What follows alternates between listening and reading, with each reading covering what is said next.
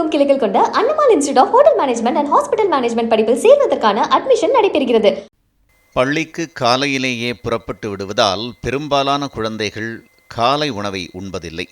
இதனால் பள்ளிக்கு செல்லும் குழந்தைகள் பசியின்றி கற்கவும் அவர்களின் ஊட்டச்சத்து குறைபாட்டை தடுக்கவும் வரலாற்று சிறப்புமிக்க காலை உணவு வழங்கும் திட்டத்தை கடந்த 2022ஆம் ஆண்டு செப்டம்பர் மாதம் 15ஆம் தேதி அப்போதைய முதலமைச்சர் மு.க.ஸ்டாலின் மதுரை ஆதிமூலம் நகராட்சி தொடக்கப்பள்ளியில் காலை உணவு திட்டத்தை துவக்கி வைத்தார்.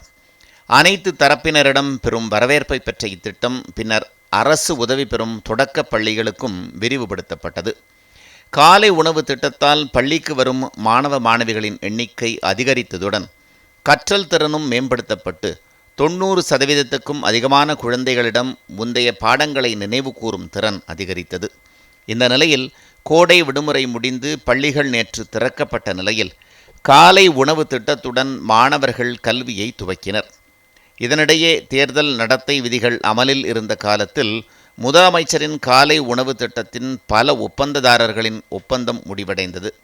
3 ஆண்டு கால ஒப்பந்தம் முடிவடைந்த ஒப்பந்ததாரர்களுக்கு மேலும் 3 மாத காலம் ஒப்பந்தம் நீட்டிப்பு செய்து தமிழ்நாடு அரசு உத்தரவிட்டுள்ளது.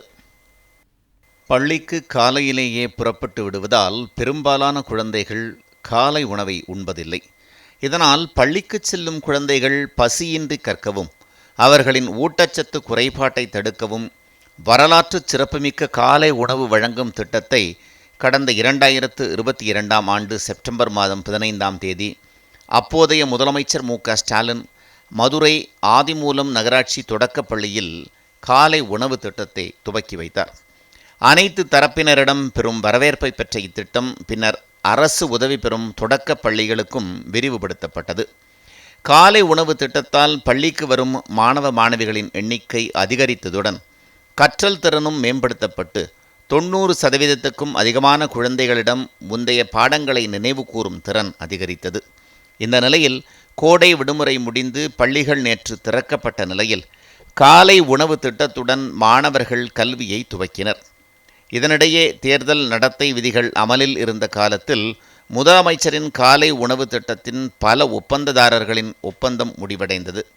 3 ஆண்டு கால ஒப்பந்தம் முடிவடைந்த ஒப்பந்ததாரர்களுக்கு மேலும் 3 மாத காலம் ஒப்பந்தம் நீட்டிப்பு செய்து தமிழ்நாடு அரசு உத்தரவிட்டுள்ளது.